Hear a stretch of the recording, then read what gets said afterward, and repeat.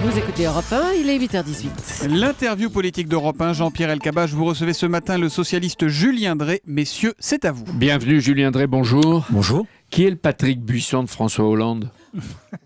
Ça commence bien ce matin. Entre les montres, bon voilà. Écoutez, j'espère qu'il n'y en a pas. Parce que j'espère que l'état d'esprit qui règne autour de François Hollande n'est pas celui qui régnait autour de Nicolas Sarkozy pour la campagne de 2012 ou qui règne encore aujourd'hui à droite. Mais Je pense que c'est désolant et insupportable d'ailleurs.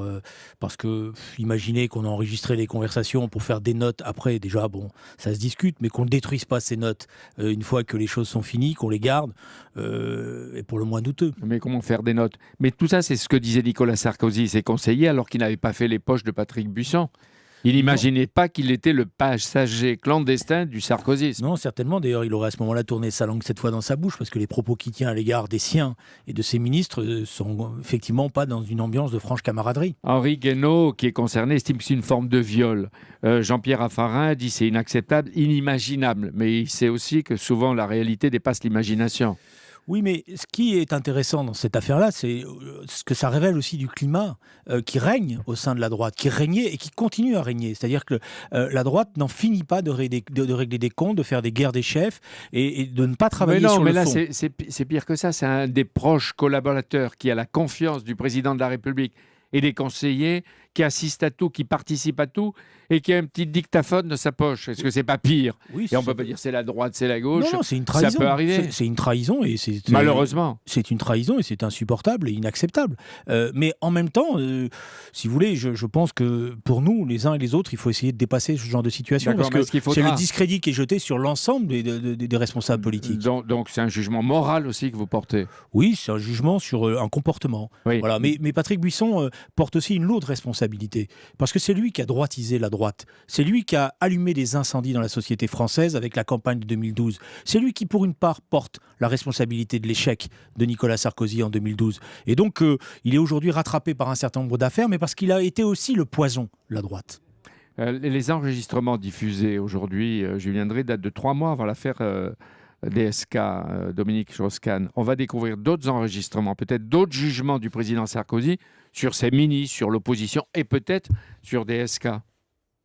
Écoutez, laissons Dominique Strauss-Kahn tranquille. Je pense qu'il est en train de vivre une autre vie et qu'il n'a pas forcément envie de revenir au centre de l'actualité. Non, mais c'est ce déballage qui peut être choquant. Est-ce que ça veut dire que la chasse au dictaphone, aux traites va commencer pour éviter des révélations de secrets et qu'on va fouiller tous les visiteurs de l'Élysée désormais? Ça veut dire qu'on va mettre une pièce devant les salles de réunion où chacun devra laisser ses portables. Mais je veux dire, c'est aussi un élément de confiance qui doit régner dans des relations politiques et dans des campagnes électorales. Et si cette confiance est détruite, ça révèle aussi un certain comportement, un certain état d'esprit. Je souhaite que dans ma famille politique, ce genre de choses soit banni. Oui, mais pour la politique française, c'est grave. Oui. Avec Thomas Soto, vous avez peut-être entendu tout à l'heure, Viktor Yushchenko a écarté, pour ce qui concerne l'Ukraine, les chances d'avenir de Mme Tymoshenko. Il a soutenu quelqu'un qui s'appelle Klitschko, de la nouvelle génération. Victor Klitschko. Oui, Viktor Klitschko, le boxeur. Est-ce qu'il a une chance ? Oui, parce que c'est une personnalité qui, d'abord, a fait fortune visiblement un peu plus proprement que d'autres. Deuxièmement, parce qu'il a effectivement ce passé de sportif, ça a été un champion de boxe. Et puis parce qu'il a été partie prenante de la contestation du régime corrompu de Yanukovych. Bon, c'est certainement un personnage avec lequel il faut discuter, qu'il faut peut-être recevoir dans les jours à venir à Paris pour justement le mettre en selle. Mais la question qui est posée, elle est simple. Il ne s'agit pas d'écarter les uns et les autres dans le moment actuel en Ukraine. Il s'agit d'essayer d'avoir un gouvernement d'unité et de rassemblement qui soit représentatif de la diversité de l'Ukraine, parce que l'Ukraine, qui est un pays jeune, est encore diverse, avec une histoire lourde.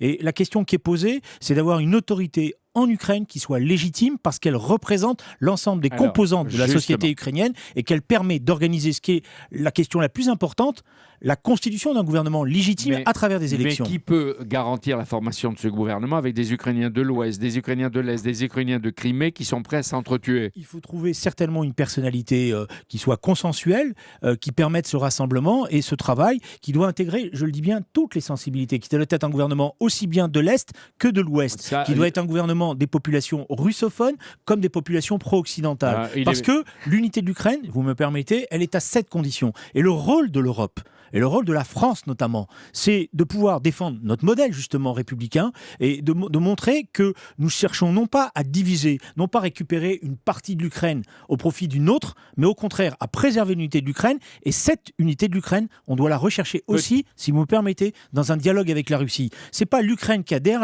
à l'Europe contre la Russie. C'est l'Ukraine qui adhère à l'Europe avec l'accord de la Russie, parce qu'il y a une politique de l'Europe à l'égard de la Russie. Du sommet européen de demain à Bruxelles. Bah oui, ça doit et être aujourd'hui l'objet. de ce qui va se passer à l'Élysée, puisque le président Hollande va recevoir un certain nombre de gens pour parler à la fois du Liban et de l'Ukraine. Mais par exemple, est-ce que le FMI, l'Europe, doit financer le gouvernement actuel de Kiev? Non, parce qu'il faut aujourd'hui un gouvernement qui soit représentatif de toute l'Ukraine. Vous voulez dire qu'il n'est pas légitime à Kiev? Ce gouvernement n'a pas la légitimité. Pourquoi? Parce qu'il a été fait dans l'improvisation en excluant une partie de l'Ukraine, notamment les populations de l'Ouest, ce qui a permis effectivement à partir de là l'escalade de la Russie de M. Poutine. Et on voit bien, il y a une partie du Parlement qui ne siège pas, il y a des personnalités qui sont largement discutables dans ce gouvernement parce qu'elles se revendiquent d'un passé fasciste, de la partie de l'Ukraine qui a collaboré avec les nazis, et c'est aussi ça qu'on retrouve dans le conflit actuel. Donc vous nous dites ce matin que la place Maïdan n'était pas la place des démocrates et que Kiev n'est pas l'Ukraine? Non, je ne considère pas que la place Maïdan était le nouveau soviet d'une révolution à venir ou d'une révolution en cours.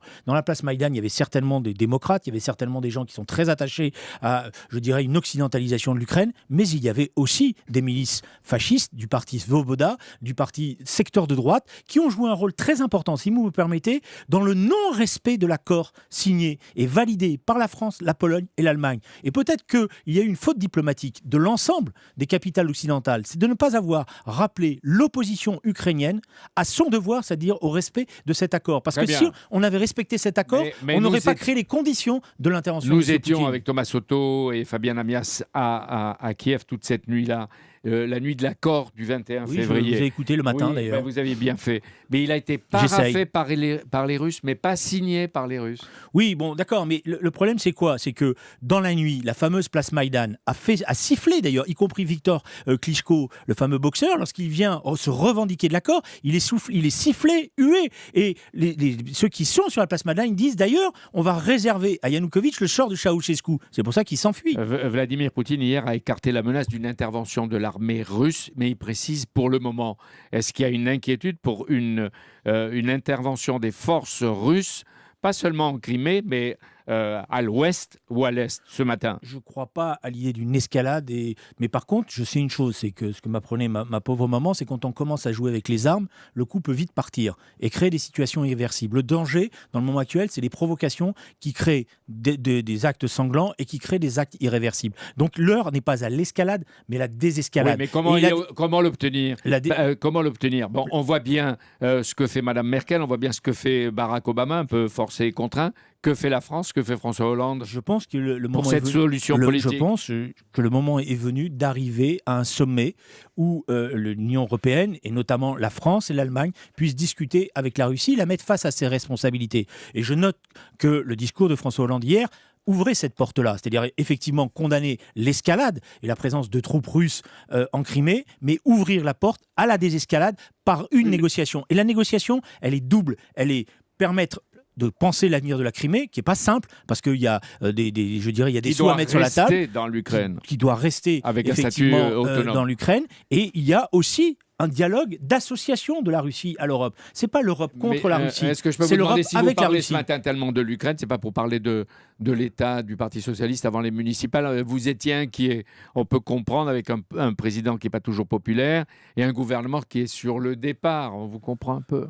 Alors le gouvernement, je ne sais pas s'il est sur le départ, mais vraisemblablement il aura besoin d'un coup de jeune dans les jours à venir, et parce qu'il y a une tâche très importante qui est celle qui vise à retrouver le chemin de la croissance pour notre pays, avec le fameux pacte compétitivité, et puis il y a effectivement une bataille municipale. Mais dans cette bataille municipale, ce que je note depuis plusieurs jours, c'est que malgré tout le débat local l'emporte sur le débat national, et qu'à ce stade-là, le socialisme municipal, c'est-à-dire les équipes en place, sont solides et créent les conditions d'un débat. C'est pas ce matin ici une vague rose. Quand même, vous allez nous faire rire tous. Non, je n'annonce pas une vague rose, mais je ne crois pas qu'il y aura une vague bleue. Merci. C'est votre anniversaire aujourd'hui ou pas?